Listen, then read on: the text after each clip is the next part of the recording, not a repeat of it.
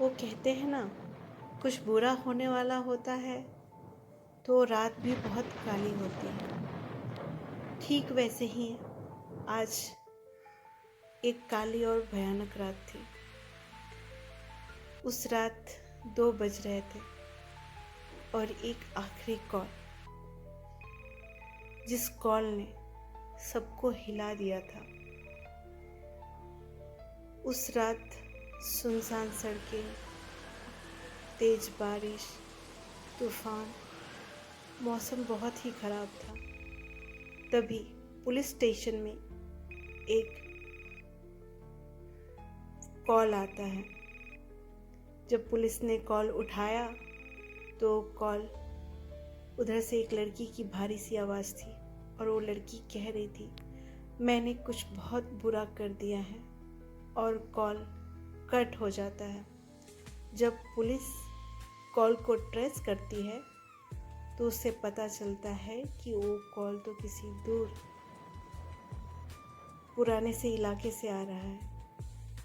उसी रात जब पुलिस निकल के वहाँ पहुँचती है तो पता चलता है ये कॉल एक वेयर हाउस के पास से आ रहा है। जब अंदर जाके पुलिस देखती है तो पूरी पुलिस क्या पूरा शहर हिल जाता है। तो एक कहानी शुरू होती है एक बेस्ट कपल से, जो कॉलेज के दिनों से ही दोस्त थे और दोस्ती कब प्यार में बदल गई उन्हें पता ही नहीं चला। इनका प्यार इतना आगे बढ़ा कि उन्होंने दोस्ती को शादी में बदल दिया। वो एक बेस्ट कपल थे। कोई भी उन्हें देखता था तो कहता था परफेक्ट कपल। उनका एक छोटा सा आशियाना बनाया उन्होंने, सुंदर सा घर, खुशहाल फैमिली। जब एक रात आदित्य घर आया तो नहाने के लिए वो बाथरूम में गया और जब आदित्य बाथरूम में नहा रहा था तो उसके कॉल पे एक मैसेज आया जिसे नेहा ने देखा। वो मैसेज किसी अनजान नंबर से था। जब आदित्य बाहर आया तो नेहा ने उससे पूछा कि ये मैसेज किसका है। आदित्य ने बोला, जस्ट ऑफिस प्रैंक मैसेज है, तुम ज़्यादा सीरियस मत हो, परेशान मत हो। नेहा रोज़ रोज़ यही सवाल करती थी, लेकिन आदित्य हमेशा उसको यही बोल के टाल देता था। नेहा धीरे धीरे आदित्य पे शक करने लगी थी। एक रात जब आदित्य अपनी गाड़ी लेकर शहर से बाहर निकला तो नेहा के शक ने भी आदित्य को पीछा करने पर मजबूर कर दिया। जब आदित्य शहर से बाहर जा रहा था, नेहा उसका पीछा करने लगी। आदित्य आगे आगे जा रहा था और नेहा उसके पीछे पीछे जा रही थी। धीरे धीरे सड़कें सुनसान होती गई। वो शहर से काफ़ी आगे निकल चुके थे। आदित्य की गाड़ी जब रुकी तब वो एक वेयर हाउस था। वो वेयर हाउस के बाहर खड़ा था और आदित्य वेयर हाउस के अंदर चला गया। धीरे धीरे नेहा, जो आदित्य की पीछा कर रही थी, वो भी धीरे धीरे उसके पीछे वेयर हाउस के अंदर चली गई।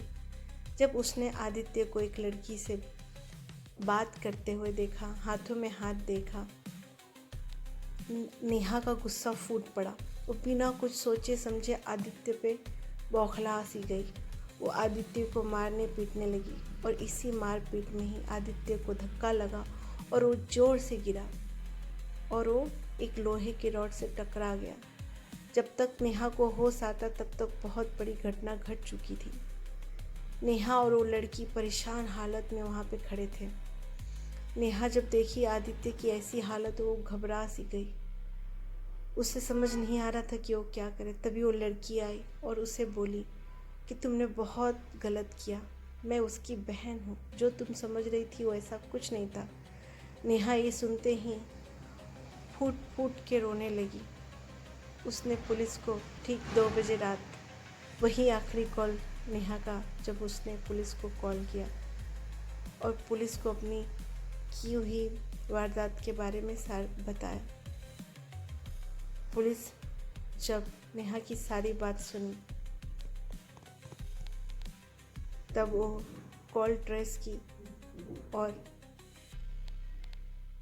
उस वेयर हाउस के पास पहुंची। नेहा पुलिस वालों के आगे हाथ जोड़कर माफ़ी मांगने लगी। उसने बोला, मैंने शक ने मुझे इतना अंधा कर दिया कि मैंने अपने हंसते खेलते परिवार को बर्बाद कर दिया। एक दूसरे के बिना हम जी भी नहीं सकते थे। एक हमारा छोटा सा घर, उसे भी मैंने बर्बाद कर दिया।